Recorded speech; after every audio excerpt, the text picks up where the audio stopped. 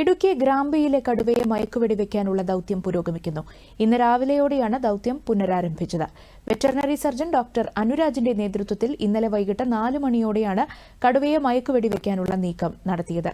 കാലിന് പരിക്കേറ്റ കടുവ നിലവിൽ കൂട് സ്ഥാപിച്ചിരിക്കുന്നതിന് സമീപം തന്നെയാണ് ഉള്ളത്. ഈ പ്രദേശത്ത് വനം വകുപ്പ് സംഘവും RRT ടീമും ക്യാമ്പ് ചെയ്യുന്നുണ്ട്. ഡ്രോൺ പരിശോധന ഉൾപ്പെടെ രാത്രിയിലും പ്രദേശത്ത് നിരീക്ഷണം നടത്തിയിരുന്നു. കടുവയെ പിടികൂടി പെരിയാർ ടൈഗർ റിസർവിന്റെ ഭാഗമായ തേക്കടിയിലെത്തിച്ച് ചികിത്സ നൽകാനാണ് തീരുമാനം.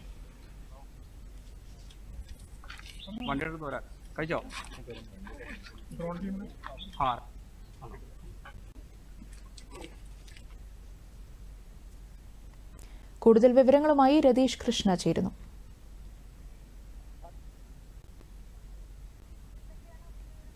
എന്തൊക്കെയാണ് പുതിയ വിവരങ്ങൾ ഇടുക്കിയിൽ നിന്നുള്ള?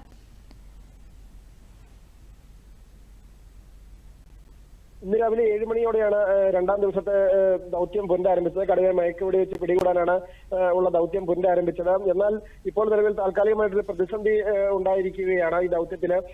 കാരണം ഈ കടുവ ഇന്നലെ ലൊക്കേറ്റ് ചെയ്തിരുന്ന പ്രദേശത്ത് നിലവിൽ കടുവയെ കാണുന്നില്ല എന്നുള്ളൊരു സാഹചര്യമുണ്ട്. ഈ കടുവ പ്രദേശത്ത് നിന്ന് അല്പം മാറിയതായിട്ടാണ് നിലവില് വനംവകുപ്പ് അധികൃതരുടെ ഒരു നിഗമനം. ഇതനുസരിച്ച് കടുവയ്ക്കാനുള്ള തെരച്ചിൽ ഇപ്പോൾ ഊർജിതമാക്കിയിട്ടുണ്ട്.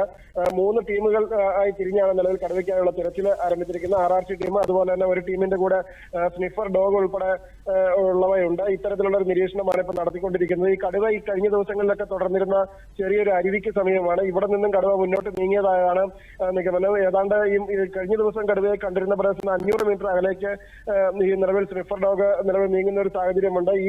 ഈ ചാല ലക്ഷ്യമിട്ടാണ് നിലവിൽ വനംവകുപ്പ് അധികൃതർ നീങ്ങുന്നത്.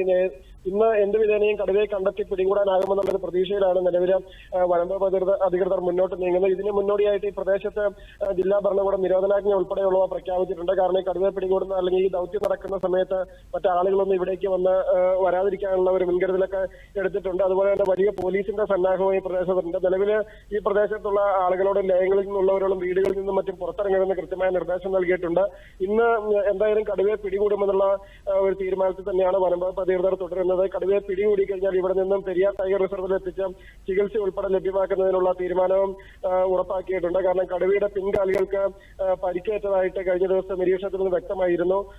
ഇത്തരത്തിൽ പരിക്കുള്ളതിനാൽ കടുവ പ്രദേശത്ത് നിന്ന് നീങ്ങാൻ ഒരു സാധ്യതയില്ലെന്നുള്ള ഒരു നിഗമനത്തിലാണ് വനംവകുപ്പ്. എന്തായാലും ഇന്ന് തന്നെ കടുവയെ പിടികൂടുന്നുള്ള ഒരു ഉറച്ച തീരുമാനത്തിലാണ് വനംവകുപ്പ് ഉള്ളത്. ആതിര. ശരി രതീഷ്.